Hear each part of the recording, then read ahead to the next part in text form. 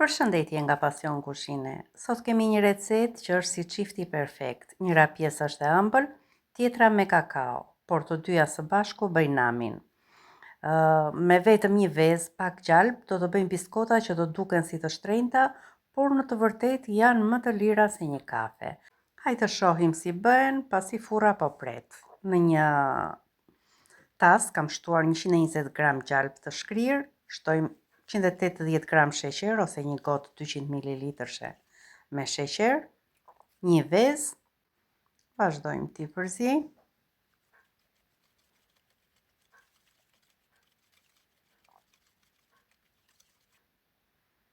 Shtojmë më pak se një filxhan kafeje qumësht. I japim aromën e vaniljes duke i shtuar një bustin vanilje. Dhe pak nga pak do shtojmë diku te 3 gota e gjysmë me miell, 3 gota e gjysmë. Gotat gjithmonë duhet të jenë 200 ml. Këtu flas për të gjithë ata që nuk kanë mundësi t'i peshojnë produktet.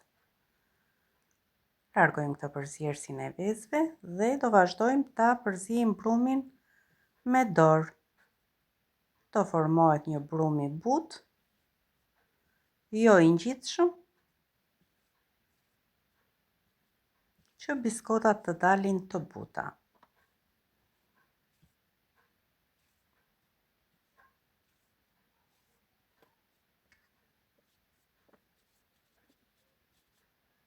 E shtojmë të gjithë sasinë e miellit, vazhdojmë t'i përzijmë. Shikoni, doli një brum tepër i butë. E ndajmë në 2 pjesë.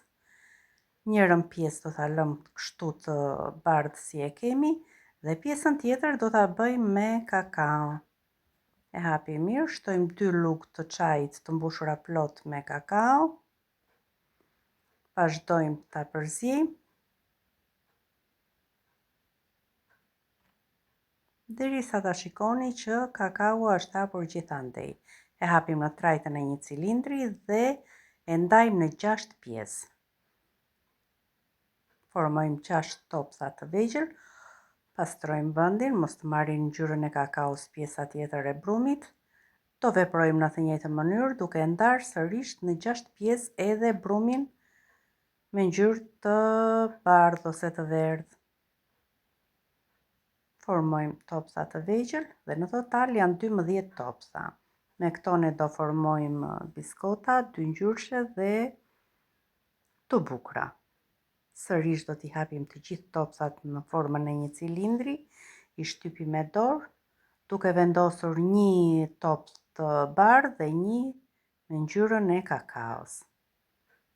Do t'i vendosim mbi njëri tjetrin dhe do t'i shtypim pak me duar. Kështu do vazhdojmë radhë me të gjithë pjesën e ngelur të brumit. Një me kakao dhe një të bardhë, derisa brumi të mbaroj plotësisht.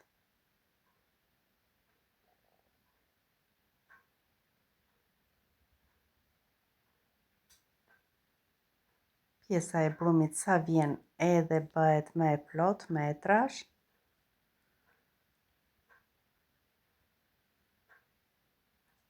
I mbaruan plotësisht topsat, fillojmë t'i presim në këtë formë të gjitha biskotat radhë, duke i vendosur në një tavë në të cilën unë kam shtruar letër furre. Por dekori i biskotave nuk mbaron këtu. Me një thikë ose me këtë pajisjen që kam mund t'i bëjmë disa vizime. Këto vizime ruajnë pasi biskotat nuk kanë fryrës dhe ruajnë formën. I pjekim për 15 minuta në 180 gradë. Dhe ja si duken biskotat tashmë të pjekura.